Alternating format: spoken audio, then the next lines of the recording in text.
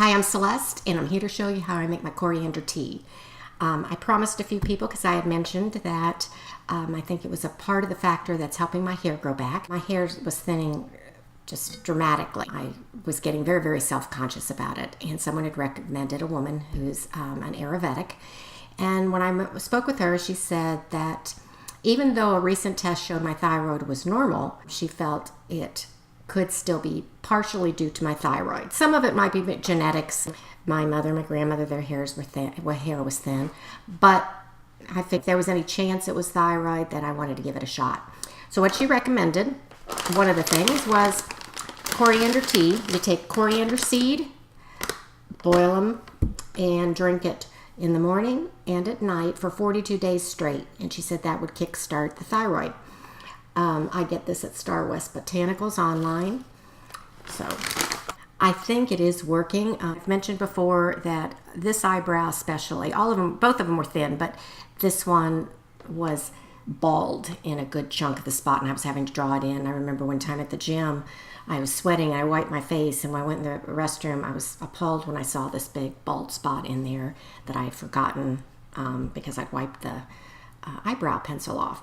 And then the hair under my arms quit growing, the hair on my legs quit growing, that kind of thing. I didn't really worry about it because I thought it was more convenient. It's kind of a dumb moment. I did not take it as my body was saying something's wrong. So it wasn't until my hair started thinning so dramatically that I was vain enough to do something about it. I did the coriander tea, and one of the interesting things happened, and I'll take a picture of it, is a few weeks in, I noticed that there was a large ridge in my toenail, my big toe. You can see here the ridge from the side and from the front, and pardon my hairy toes. I had read online and I heard from someone that those deep ridges happen when growth stops or when someone's ill or traumatic event or something like that. And nothing major had happened at that point, except that I did start on this coriander tea. And I just thought maybe that did do something to kickstart, because I thought that was a pretty impressive tale. But again, now I'm shaving under my arms. Announcement.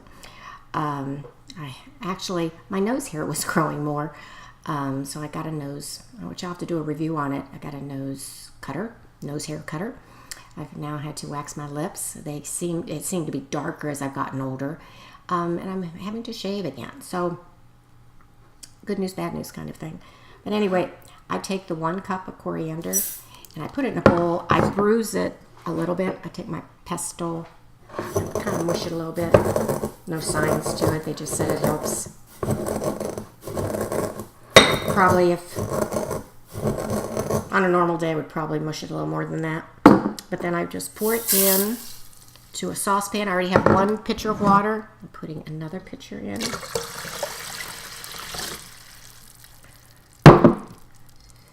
And then I set it on the stove. Then I strain it back into the pitcher using a tea strainer to get the seeds out, cover it, and I keep it in the refrigerator.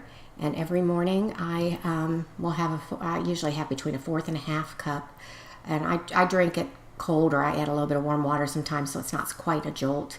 Again, for those 42 days, I did it religiously morning and night. I do not like the taste of it. I'll warn you now. It kind of tastes like soap, and coriander seeds is cilantro. 2 of my daughters, I have 4 daughters, 2 of my daughters hate cilantro in anything, and they say it tastes like soap. And it says online, there's just, for some people, that is the taste they have when they do cilantro. I thought my kids were being picky, but she found it online and was able to show me. But sure enough, when I do the tea, it tastes like soap. That's pretty much my tea story. And grab your cup of tea, sit back, relax, and let's start sharing.